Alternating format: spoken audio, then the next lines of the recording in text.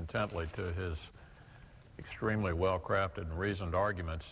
I want to congratulate him for an important contribution to this really momentous, significant debate that we're having here in the Senate, trying to get ourselves back to the way that we comfortably operated for 214 years. And so I thank my colleague for his contribution. Mr. President, because of the unprecedented obstruction of our Democratic colleagues, the Republican conference intends to restore the principle that regardless of party, any president's judicial nominees, after full debate, deserve a simple up or down vote. I know that some of our colleagues wish that restoration of this principle were not required, but it is a measured step that my friends on the other side of the aisle have unfortunately made necessary. For the first time in 214 years, they've changed the Senate's advise and consent responsibilities to advise and obstruct. Our Democratic friends did not bring us here by accident. For 4 years, they've steered the Senate toward this unfortunate path. In April of 2001, Senate Democrats held a private weekend retreat in Farmington, Pennsylvania, to hatch a plan of attack against the president's judicial nominees. According to the New York Times, one participant at the meeting said, quote, "It was important for the Senate to change the ground rules, and there was no obligation to confirm someone just because they are scholarly or erudite." And thus, we embarked on this uncharted course. Until the last Congress, the 108th Congress, it had been standard procedure not to filibuster judicial nominees. That changed on February the 11th, 2003. On that day, Senator Hatch, chairman of the Judiciary Committee, sought consent to consider Miguel Estrada's nomination to the D.C. Circuit Court. My friend Senator Dodd refused. Senator Hatch offered to increase the amount of time by 10 hours and was refused again. He offered 20 hours, he offered 40 hours, even 50 hours of debate, an unprecedented amount of time. Senator Dodd, quote, said as follows, quote, "This is not about the amount of time." Now, we've heard the repeated argument on the other side, this is about the right to speak. Senator Dodd said this is not about the amount of time. Remember that, Mr. President. The next time you hear any one of our Democratic colleagues complain that when we restore the norms and traditions of the Senate, we'll be limiting their right to speak or cutting off debate. They themselves say it's not about that. Such claims actually don't withstand scrutiny.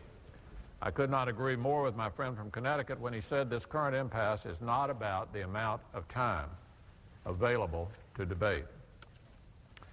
The Democratic leader, my friend Senator Reid from Nevada, also agrees with me when Senator Bennett requested an agreement to consider the nomination of Justice Priscilla Owen to the Fifth Circuit. Senator Bennett also bent over backwards to give the minority whatever number of hours of debate it needed. Senator Reid responded, quote, "There's not a number in the universe that would be sufficient." There's not a number in the universe that would be sufficient. So clearly it must not have been about getting enough time.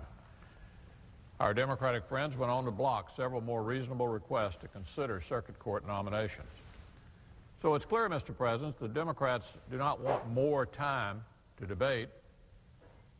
The majority leader had indicated there wasn't enough time in the universe for that. Rather, a minority of senators are simply rejecting the opportunity to debate because they want to kill qualified judicial nominations with clear majority support. These nominees have gone for 2, 3, even 4 years. The current justice pending on the calendar has been up for 4 years without a vote, while vacancies on the federal bench pile up. Let's take, for example, Justice Priscilla Owen, who is the pending business of the Senate, nominated, as I just indicated, by the President 4 years ago. Justice Owen has served with honor for 10 years on the Texas Supreme Court. She won re-election with a whopping 84% of the vote, far more than most of our colleagues who oppose her. She has the support of both Democrats and Republicans from Texas who know her best. She's endured 4 years of slanderous attacks from partisan groups, and she's endured that with grace and poise.